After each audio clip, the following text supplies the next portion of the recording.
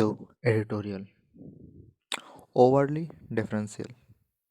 While uploading demonetization, Supreme Court failed to hold government accountable. It is an oft-repeated judicial view that courts must defer to the elected government's judgment in matters of economic and social policy. Their interventions are usually limited to instances where executive decisions are palpably arbitrary or patently illegal. In this backdrop, it is no surprise that four of the five judges on a constitution bench of the Supreme Court deferred to the government's wisdom in dramatically announcing the move on November 8, 2016, to demonetize all 500 rupees and 1000 rupees notes that were then in circulation. The scope of judicial intervention was only to examine the decision making process, but the majority has given its uncritical endorsement to the process, terming it to be free of flaws. It has upheld the government's power to demonetize notes without quantitative restrictions and accepted the claim that there was adequate consultation between the Union government, which initiated the proposal, and the Reserve Bank of India. What might seem distressing about the majority verdict is that it has made light of the enormous suffering of the people that demonetization entailed. While there are observations that recognize the possibility of hardship and that demonetization may have ultimately been a failure, these are limited by context to say neither individual suffering nor errors of judgment can be cited to invalidate the action. The majority has brushed aside substantial arguments based on proportionality, holding that demonetization survives every test for proportionality. There was a legitimate purpose, unearthing fake currency and hoarded wealth and combating terror funding. There was a nexus between the action and the objectives, and the court did not have the expertise to suggest a less intrusive way of achieving these objectives.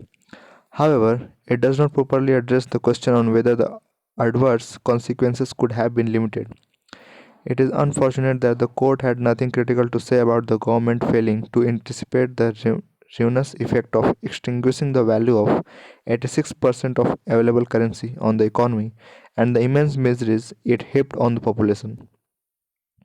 Justice B.V. Nagaratna's dissent, holding the process to be flawed and the RBI's approach to be without application of mind, is a consolation for those who want the courts to hold those in power to account. In a larger sense, of course, a judicial rap on policy questions matters little, but it might give governments cause for pause before implementing decisions with far reaching consequences for the people. Slow and steady. President Lula must negotiate Brazil's conservative policy cautiously. The return of Luiz Inácio Lula da Silva to power is an opportunity for Brazil to right the wrongs of the past 4 years of Jair Bolsonaro and put the country back on the track of equity oriented growth. Lula, as the leftiest Workers' Party leader is known, comes with a record of high performance and high popularity. His previous two administrations from 2003 to 2011 followed a mixed economic approach, market friendly policies with high social spending, which helped lift some 25 million Brazilians out of poverty while also ensuring high economic growth. But troublesome years followed. His hand picked successor, the former revolutionary Dilma Rousseff, was impeached by a hostile Congress. Under Mr. Bolsonaro, the far right ultranationalist president who is a supporter of Brazil's brutal military dictatorship, the economic growth story disappeared. Hunger soared and its healthcare system collapsed. At least 7 lakh people died due to COVID 19 as the president downplayed the threat of the pandemic and his administration botched up its crisis response. Mr. Bolsonaro's policies also led to faster deforestation of the Amazon rainforest. The Bolsonaro years saw Brazil's liberal working class and progressive sections rallying behind Lula, who had been convicted of corruption charges before being acquitted by the Supreme Court. Lula, who left office in 2011 with an 83% approval rating, mobilized the opposition, leading them to a narrow but convincing victory in the presidential runoff. After his inauguration on Sunday, Lula said his focus would be on unity and reconstruction. To his advantage, a new pink tide is sweeping through South America. He will find support for his agenda from leftist leaders in countries such as Venezuela and Chile. Lula has already pushed through a constitutional amendment to put Brazil's spending cap on hold, as he is planning to spend an extra $28 billion this year.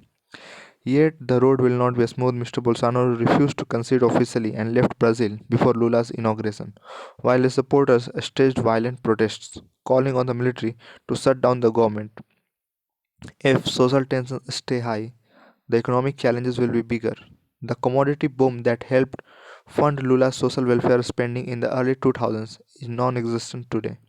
He has to restore public confidence in the government, rebuild the economy and the healthcare sector, and unite a polarized country. Lula should proceed cautiously, negotiating with the different blocks of Brazil's aristocracy, dominated polity, and aiming for gradual yet substantial changes in its wealth structures.